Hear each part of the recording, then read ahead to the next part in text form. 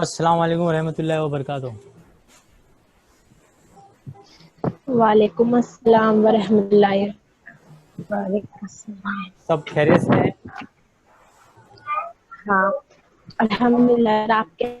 अल्हम्दुलिल्लाह अल्हम्दुलिल्लाह, मैं भी अच्छे से हूँ, अल्लाह का करम है। और एग्जाम की तैयारी कैसी चल रही है? एक चैप्टर कंप्लीट हो गया है। कल प्रैक्टिस के लिए टाइम दे देता हूँ चाहिए तो। आज तो लेक्चर लेना ज़रा ज़रूरी था। आज हम लोग नया चैप्टर भी स्टार्ट करेंगे, तो सब लोग गौर से सुन रहे हैं ना? ओके, अच्छा है। क्या जो जो जहाँ जहाँ से डिस्टर्बेंस आते हैं वो लोग ने म्यूट रखा है, बहुत अच्छा लग रहा है देख के। तो मैं स्टार्ट करता हूँ। कुछ भी डाउट रहेगा तो आप मैसेज में, चैट में, इसमें पूछ सकते हैं। तो हम लोग ने जो फर्स्ट चैप्टर पढ़े थे बेटा, कॉस्ट अकाउंटिंग, तो उसमें पहले चैप्टर का नाम था कॉस्ट शीट। अच्छा, कॉस्ट शीट जब हम लोग बनाते हैं तो कॉस्ट शीट में हम लोग देखते हैं कि क्या क्या आता है। बताइए जरा मुझे, क्या क्या आता है कॉस्ट शीट में? कॉस्ट शीट में डायरेक्ट मटेरियल कॉस्ट, हाँ, बराबर ना? डायरेक्ट लेबर, डायरेक्ट बहुत एक्सपेंस, अच्छे, वेरी गुड। मैं आपके सामने डायरेक्ट वेजेस, डायरेक्ट एक्सपेंसेस।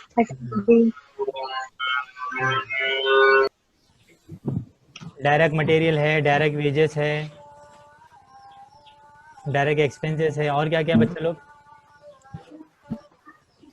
है आपकी स्क्रीन पे फैक्ट्री बराबर? Overhead, office and administrative. हाँ, फैक्ट्री एक्सपेंसेस है, ऑफिस ओवरहेड है, ऑफिस एंड एडमिनिस्ट्रेशन बोलते हैं जिसको, सेलिंग डिस्ट्रीब्यूशन ओवरहेड से वगैरह, इन सबको एक्सटेंडिंग मिलाते है, हैं। बराबर बराबर, सेलिंग एंड डिस्ट्रीब्यूशन। बहुत अच्छे। इन सबको मिलाएंगे तो हमको क्या मिलेगा? Total cost. फिर हम लोग टोटल इसमें कॉस्ट, बराबर, फिर हम नेट प्रॉफिट। प्रॉफिट, तो क्या मिलेगा? सेल। अच्छा, कॉस्ट शीट जब हम लोग बनाते हैं तो कॉस्ट शीट में हम लोग वही खर्चा लेते हैं जो हम लोग की प्रोडक्ट बनाने का खर्चा है, बराबर है ना? कौन से खर्चे नहीं आते मुझे ये बताओ? Financial, very good. Financial expenses income and losses, वगैरह, financial income and gain, and purchase of fix asset. Fixed assets, very good. अच्छा, ये कोई किसी को याद है कि फाइनेंशियल एक्सपेंसेस एंड लॉसेस क्या क्या है करके? दिखाई दे रहा financial income expenses tax, plus है? Very good very good. Interest वगैरह है, आरडीडी है, लॉस बाय फायर है, लॉस बाय थेफ्ट है, डेबेंचर इशू का खर्चा है, अंडर राइटिंग का खर्चा है, प्रिलिमिनरी एक्सपेंसेस है, वगैरह वगैरह, डोनेशन है, कंपनसेशन है, वगैरह वगैरह आइटम है। ट्रेड जो डिस्काउंट प्रोडक्ट है। बनाने के नहीं है, जो प्रोडक्ट बनाने के खर्चा नहीं है, उसको हम लोग क्या बोलते हैं? फाइनेंशियल एक्सपेंसेस बोलते हैं। इतना तो क्लियर है ना? अच्छा, हम लोग कुछ नया पढ़ रहे हैं या रिवाइज कर रहे हैं चैप्टर का?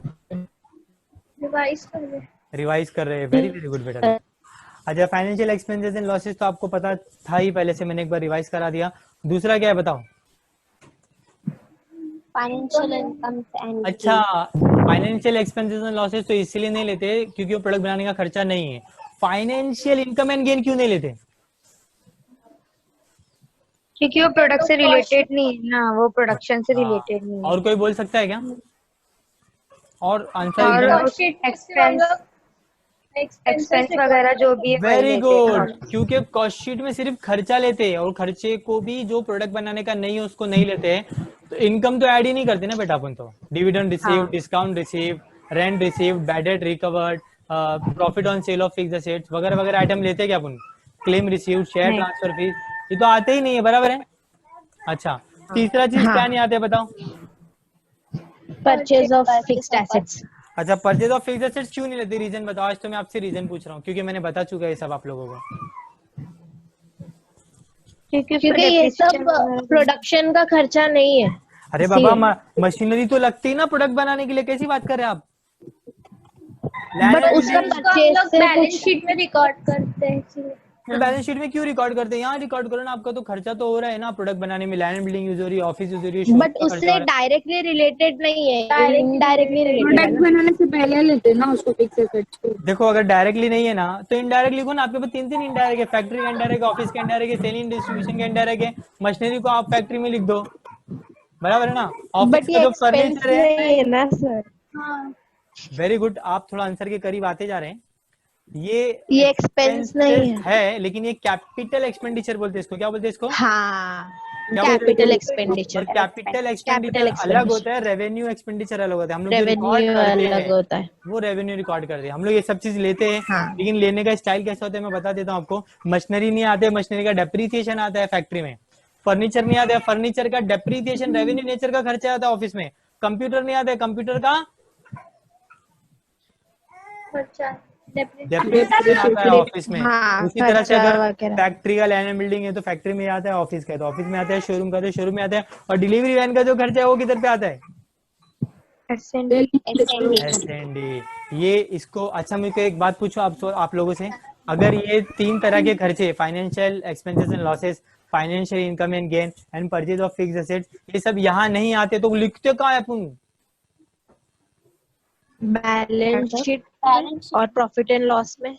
अच्छा, मैं ऐसा बोलता हूँ कि फाइनेंशियल अकाउंटिंग में आते हैं करके, हाँ कॉस्ट अकाउंटिंग में नहीं आ रहे, राइट। इसका मतलब वो कहाँ पे आते हैं? फाइनेंशियल अकाउंटिंग में आते हैं। अच्छा, फाइनेंशियल फाइनेंशियल अकाउंटिंग को अगर अकाउंटिंग डिस्कस में। करने जाए तो बहुत बड़ा हो जाएगा ना, उसमें कई चैप्टर है, ये है वो है वगैरह वगैरह। अगर फाइनल अकाउंट की बात करने जाए इस लेवल पे, टीवाई बीकॉम कंपनी का फाइनल अकाउंट, तो उसमें कंपनीज एक्ट के हिसाब से बनाना पड़ेगा, शेड्यूल 6 बनाना पड़ेगा। आपको जो मालूम है मैं वो हिसाब से बात करने की कोशिश कर रहा हूँ बेसिक लेवल पे। फाइनेंशियल अकाउंटिंग अभी हम लोग ने सबने तो 12th में, 11th में, एफवाई बीकॉम में, एसवाई बीकॉम में फाइनल अकाउंट तो बना के आए हुए अपन ने। 11th में अपन ने सोल ट्रेडिंग का बनाया, 12th में हम लोग ने पार्टनरशिप फर्म का बनाया, और एफवाई में हम लोग ने मैन्युफैक्चरिंग फाइनल अकाउंट बनाया, एसवाई बीकॉम में एडमिशन, रिटायरमेंट, डेथ के साथ फाइनल अकाउंट किया। तो थोड़ा बहुत तो आपको फाइनल अकाउंट का आइडिया हो गई। तो बताओ ट्रेडिंग एंड पीएनएल में क्या फाइनेंशियल एक्सपेंसेस लॉसेस चले जाते हैं? आपके सामने स्क्रीन पे आ गया। ये इंटरेस्ट ऑन लोन है, लॉस बाय फायर है, परचेज है, वेजेस है, सब हम लोग ट्रेडिंग और प्रॉफिट एंड लॉस अकाउंट में डिस्ट्रीब्यूट कर देते हैं ना बराबर। हाँ एक्सपेंसेस एंड लॉसेस जो फाइनेंशियल के, वो फाइनेंशियल अकाउंटिंग में जा रहे हैं। देखो आपके सामने मैंने एक एग्जांपल दिया, डेबिट में चले गए। और जो फाइनेंशियल इनकम एंड गेन है वो कहाँ पर आ गए? ट्रेडिंग और पीएनएल के क्रेडिट में आ गए। प्रॉफिट एंड हाँ, लॉस। डायरेक्ट जो इनकम होती है सेल, वो हम लोग टीसी में लिखते हैं। बाकी जितनी भी इनडायरेक्ट इनकम होती है, commission, receipt, discount receipt, profit and sale of rent वगैरह वगैरह, तो हम लोग कहाँ लिखते हैं उसको? प्रॉफिट एंड लॉस अकाउंट के क्रेडिट साइड में। अच्छा, credit फिर line. ये देखो फाइनेंशियल एक्सपेंसेस में लॉसेस तो ट्रेडिंग पीएनएल के डेबिट में आ गए, फाइनेंशियल इनकम एंड गेन तो पीएनएल के क्रेडिट में आ गए। अब बताओ परचेज ऑफ फिक्स्ड एसेट्स कहाँ जाएंगे फिर? Balance sheet. बैलेंस शीट में जाएंगे। दिख रहा है आपको बेटा? लैंड बिल्डिंग कहाँ लिख दिया? एसेट्स में लिख दिया। कैपिटल नेचर का खर्चा है, प्लांट इन्वेस्टमेंट एसेट्स में लिख दिया, फर्नीचर लिख दिया, कंप्यूटर लिख दिया, व्हीकल लिख दिया। लाइबिलिटी के बारे में तो हम लोग अभी डिस्कस नहीं कर रहे हो, तो ऐसी फॉर्मेट के हिसाब से बता के रखा है मैंने आप लोगों को कि बैलेंस शीट में एसेट्स होता है तो लाइबिलिटी भी होता है। हम लोगों को क्या क्या लाइबिलिटी होता है हमको पता है बचपन से, बराबर ना? अच्छा, अभी मुझे आप लोग ये बताओ बच्चा लोग कि ये तो फाइनेंशियल अकाउंटिंग में नहीं आते, बराबर है ना? सही है कि नहीं?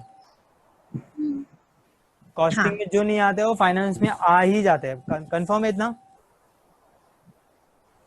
अब मेरे एक सवाल का जवाब दो आप लोग। मैं कुछ क्वेश्चन करने जा रहा हूँ। देखो आपके स्क्रीन पे कुछ क्वेश्चन आएंगे अभी कि हम लोग कॉस्ट शीट क्यों बनाते हैं।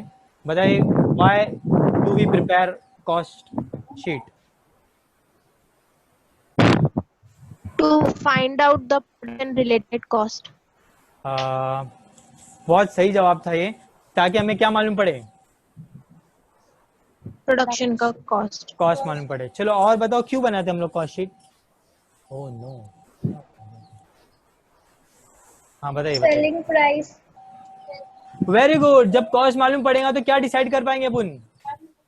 Selling price selling price, price profit वगैरह, एंड प्रॉफिट। प्रॉफिट देखेंगे। हाँ, प्रॉफिट से चलो कॉस्ट प्रॉफिट आ जाएगा। चलो और बोलो, और क्यों बनाते हैं हम लोग?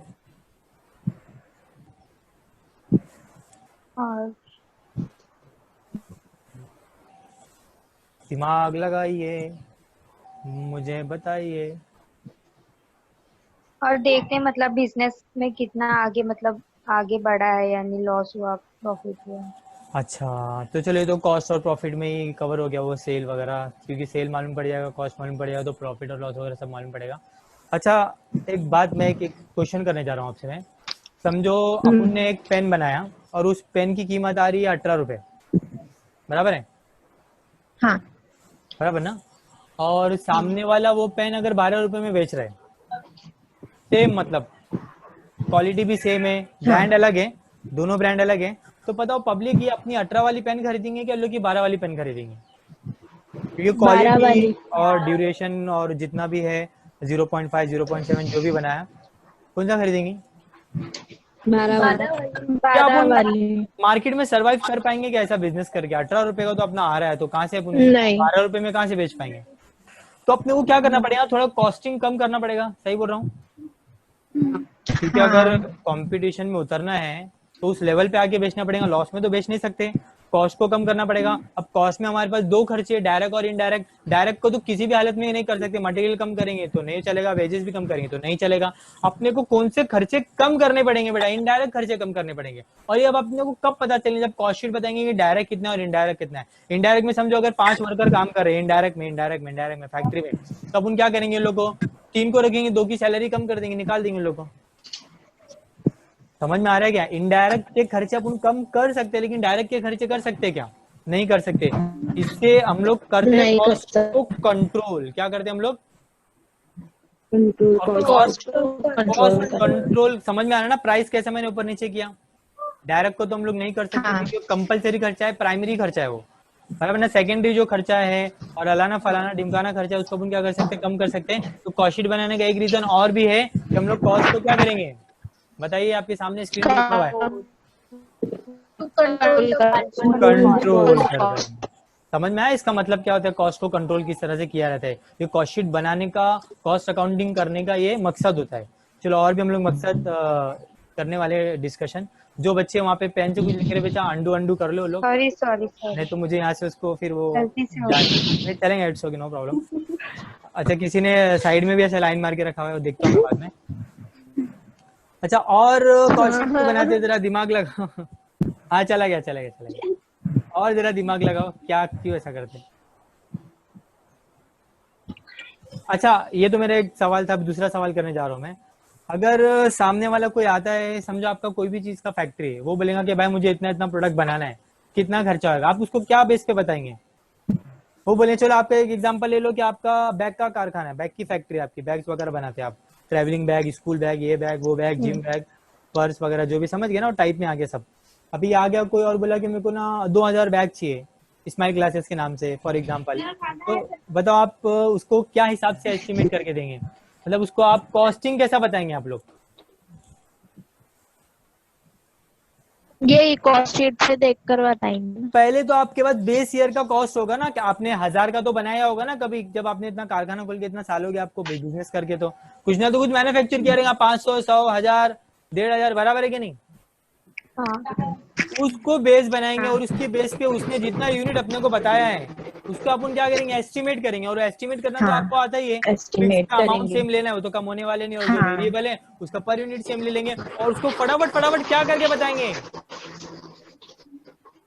बताओ बच्चा लोग, फटाफट उसको क्या करके बताएंगे अपन?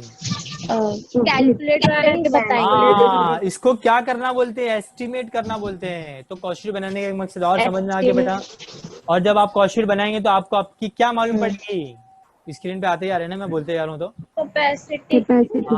आपकी मैक्सिमम लेवल क्या है, आप कितना काम ले सकते हो। मालूम पड़ा 2000 का आपकी कैपेसिटी नहीं है और आपने ऑर्डर ले लिया और टाइम पे कंप्लीट करके नहीं लिया, तो बताओ हमारा रिलेशनशिप बिजनेस में खराब हो जाएगा। टाइम पे ऑर्डर डिलीवरी नहीं दे पाए अपन। फिर कॉस्ट शीट बनाने का मकसद समझ गया आपको? Why do we prepare the cost sheet? वो प्रिपेयरिंग आ गया, देख लेंगे अपन बाद में, टाइपिंग एरर है वो। चलो, इतना समझ में आया आपको? हाँ। कॉस्ट शीट बनाने का मकसद बताओ, पर्पस बताओ। बोलूं? अच्छा बोलो, जो आप मैं और भी बोल सकते हैं। ये मतलब अगर दो प्रोडक्ट है तो कंपेयर कर सकते हैं ना कि किसमें कितना प्रॉफिट है, किसका कितना कॉस्ट है। बिल्कुल कर सकते हैं। वो कॉस्ट और प्रॉफिट मैंने इसके लिए डिस्कस नहीं किया, ऊपर आ चुका है ना इसके लिए। अब वहाँ 1 का पता लगाओ, 3 का पता लगाओ, 4 का पता लगाओ, डबल प्रोडक्ट का भी आराम से पता लगा सकते हैं। अच्छा, ये तो हो गया कॉस्ट शीट क्यों बनाते हैं, क्योंकि आपने कभी कॉस्टिंग किया नहीं था, पहली बार TYB.com में आके एक चैप्टर पढ़ा, तो आपको ये सब समझ में आ रहा है कि भाई हाँ, कॉस्ट अकाउंटिंग क्या होता है, क्यों की जाती है वो, कि जब उसके पीछे का क्या है रीजन है। मुझे बताओ कि फाइनेंशियल अकाउंटिंग क्यों करते हैं अपन? Why do we prepare the financial accounting और फाइनल अकाउंट और एक्सेट्रा एक्सेट्रा? उसका भी तो कुछ मकसद होगा ना, कि ऐसी जबरदस्ती भाई टाइम नहीं पास हो रहा, नींद नहीं आ रही, बेचैनी हो रही, चलो अकाउंट्स कर लेते हैं, या कुछ नया इन्वेंट करके कैलकुलेशन करने बैठ जाते हैं। बताओ मुझे रीजन बताओ।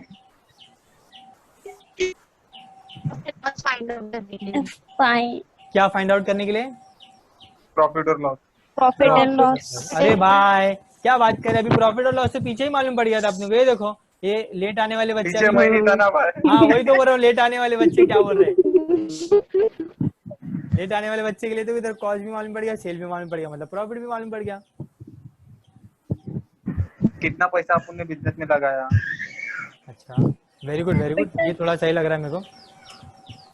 अच्छा और सुनो, एसेट और तो लायबिलिटी भी पता चले। वेरी गुड वेरी गुड, ये वही होता है बेटा, कितना पैसा बिजनेस में लगा, assets and liability, to know the financial position, वो भी उसका एक रीजन है, मैं आऊंगा वहां पर भी। पहले आपको मैं ये बता दूं कि फाइनल अकाउंट बनाना ना कंपनी के लिए ना कंपलसरी, देखो मैंने क्या लिखा है पढ़ो।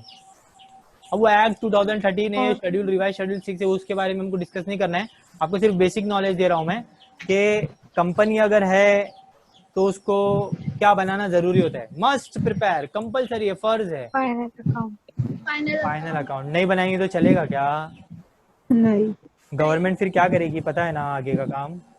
फिर हाँ चलो। अच्छा दूसरा, आप लोग ना प्रॉफिट प्रॉफिट कर रहे थे बेटा, वो प्रॉफिट नहीं है, अच्छे से पढ़ो मैंने क्या लिखा है वहां पर। Overall profit. ओवरऑल प्रॉफिट और ओवरऑल प्रॉफिट में कुछ फर्क है? साल भर का या उससे ये क्या मतलब है ओवरऑल प्रॉफिट और प्रॉफिट? ओवरऑल प्रॉफिट मतलब सारे एक्सपेंस और वो सब, वेरी गुड, मतलब बहुत अच्छे सब बहुत कुछ अच्छे। है उसमें। देखो वहां पे जो अपने को प्रॉफिट मिला है ना, वो प्रोडक्ट से रिलेटेड प्रॉफिट है। एक पेन बेचा, एक बैग बेचा, एक शर्ट बेचा, उसके पीछे कितना प्रॉफिट हो रहा है, 12 का बनाया, 15 में बेचा पेन वगैरह वगैरह, 3 रुपए का प्रॉफिट वगैरह वगैरह।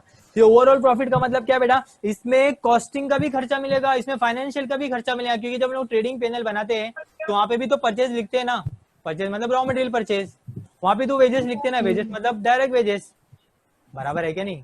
कैरेज इनवर्ट भी तो लिखते हैं अपन ट्रेडिंग अकाउंट में, हाँ। और फाइनेंशियल एक्सपेंसेस भी रिकॉर्ड करते हैं, कॉस्टिंग का भी रिकॉर्ड करते हैं, सारी एक्सपेंसेस वहां पे आ जाते हैं। बराबर समझ में आ रहा है कि नहीं समझ में आ रहा है? Productive expenses and non productive expense दोनों रिकॉर्ड होते हैं कि नहीं होते फाइनेंशियल अकाउंटिंग में? तो अपने को जो प्रॉफिट मिलेगा वो कौन सा प्रॉफिट मिलेगा? Overall profit. Overall profit. समझ में आया क्या? चलो और बताओ फाइनल अकाउंट क्यों हाँ। बनाते हैं? It shows the movement of cash during the year. Very good, वो तो अपने को बैलेंस शीट में मालूम पड़ जाएगा, कैश का फ्लो जब बनता है बैलेंस शीट के बाद, कैश फ्लो अकाउंट जब बनता है। और बताइए, हम लोग प्रॉफिट आने के बाद क्या करते हैं? अगर इंडिविजुअल है तो अपना प्रॉफिट खुद निकाल लेता है, या रिजर्व में ट्रांसफर करता है, हाँ। या बिजनेस में ही रखता है उसको, या पार्टनरशिप फॉर्म है तो पार्टनर्स लोग आपस में क्या करते हैं, डिस्ट्रीब्यूट कर लेते हैं। अगर कंपनी है तो क्या बांटना पड़ता है उसको? डिविडेंड। अच्छा ये डिविडेंड कब बटेगा? जब फाइनल अकाउंट बनेगा तो उसके बाद ही उसके बेसिस के प्रॉफिट के हिसाब से बटेगा ना, क्या कॉस्टिंग के प्रॉफिट के हिसाब से हाँ। बटेगा? बोलो, फाइनेंस के हिसाब से बटेगा कि फाइनल कॉस्ट के? अकाउंट। हाँ, फाइनेंस के हिसाब से। से बटेगा। अच्छा, इतनी सब मेहनत तो गवर्नमेंट ने इसको कंपलसरी क्यों किया है? क्योंकि उसको क्या चाहिए, हफ्ता चाहिए हाँ to pay right, the taxes to the इधर गवर्नमेंट। टैक्स है।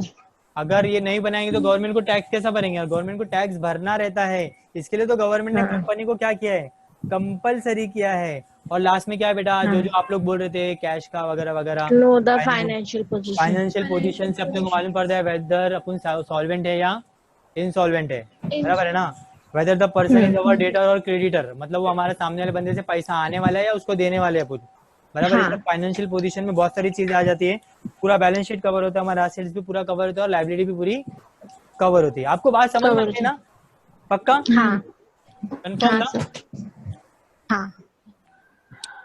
अच्छा तो मुझे बच्चा लोग और बताइए कि फाइनेंशियल अकाउंटिंग बनाने का आपको पर्पस और मकसद समझ में आ गया?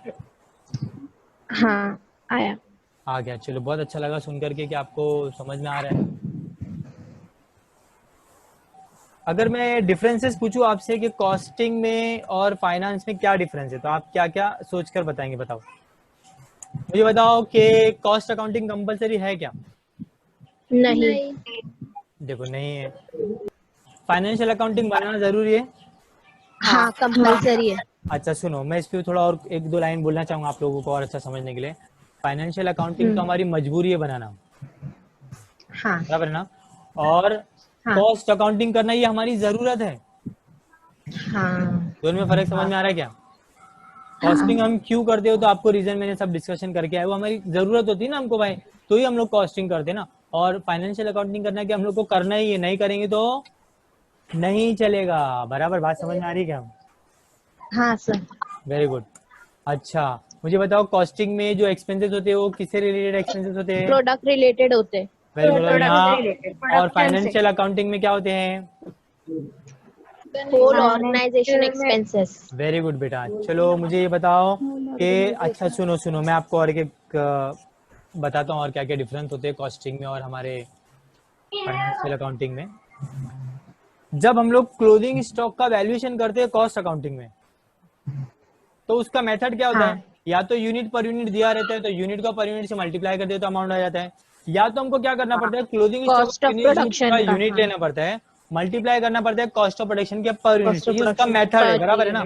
लेकिन फाइनेंस अकाउंटिंग में कॉस्टिंग का वैल्यूएशन कैसा होता है बेटा? क्लोजिंग स्टॉक का वैल्यूएशन कैसा होता है? मार्केट प्राइस और cost price which ever is less. Lower. Very good. देखो मैंने लिखा है बराबर, ये भी फर्क है ना दोनों में? क्या सेम है दोनों भी? हाँ अच्छा, उसी फर्क तरह है। से ना डेप्रिसिएशन के जो मेथड होते हैं ना बेटा कॉस्टिंग में, वो मशीन आवर्स बेसिस मेथड होते हैं कि कितना घंटा मशीन यूज किया तो वो हिसाब से अपन इसका डेप्रिसिएशन लेंगे। यूनिट प्रोड्यूस मेथड होता है कि जितना हम लोग ने प्रोडक्शन किया वो हिसाब से हम लोग डेप्रिसिएशन लेंगे। लेकिन फाइनेंशियल अकाउंटिंग में तो 7 तरह के मेथड है बेटा, आपने को तो 2-3 ही मालूम है ना। अपन तो ये सुने SLM, FIM, fix instalment method, WDV method, change in method, और बाकी तो हम लोग ने पढ़ाई की भी नहीं और सुने भी नहीं अपन ने, बराबर है। तो ये सब डिफरेंसेस है कॉस्ट अकाउंटिंग में और फाइनेंशियल अकाउंटिंग में, बराबर है। अच्छा मुझे बताओ, जब हम लोग का कॉस्ट अकाउंटिंग का प्रॉफिट आएगा तो फाइनेंशियल अकाउंटिंग के प्रॉफिट से मैच होगा कि नहीं होगा? मुझे ये बताओ। चलो नहीं होगा मैच। आपको प्रेजेंटेशन अच्छे से समझ में आ रहा है? ये प्रॉफिट कभी भी टैली नहीं होता है। क्यों नहीं होता है बेटा? ये सब रीजन बताए ना आपको, इतने सारे तो रीजन बता दिया कि क्यों नहीं होता है दोनों प्रॉफिट। बात समझ में आई? हमें अब ये जो नया चैप्टर पढ़ रहे हैं इसमें हमें क्या करना है? हमें ये करना है कि दोनों के बीच में जो डिफरेंसेस है, जो इत्तेफाक है, बराबर है ना, उसको बैठ के रिजॉल्व करना है ना। और उसको बोलते हैं हम लोग रिकंसाइल। क्या बोलते हैं उसको?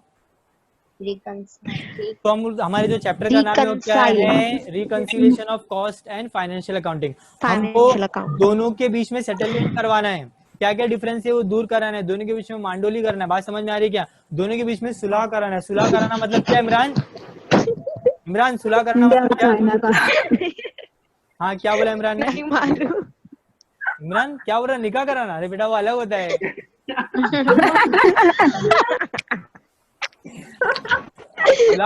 वही करा रहा आज। इमरान कैसी बातें कर रहे हो आप? भाई मैं कुछ नहीं बोला भाई। अरे आपकी मन की बात आ रही है यहाँ पे सब, समझ भाई में मैं ना? कुछ नहीं बोला, मीरा ने बोला, मीरा पे चल रही है। अच्छा किसी ने तो बोल दिया है। आपको बात समझ में आ रही है क्या? रिकंसाइल मतलब क्या है? सेटलमेंट कराना। किस किस के बीच में हम सेटलमेंट कराने वाले? बोलो। Cost and financial account. हाँ, ये हमारे financial very accounting. Good. Differences कैसा दूर करना है उसके तो मेथड्स है। ये तो सिर्फ मैंने आपको इंट्रोडक्शन दिया कि किस तरह से हम लोग करते हैं। अच्छा चलो अभी कौन रीड करेगा? मैं चाहता हूँ फातिमा है क्या रीड करने के लिए? है ना फातिमा?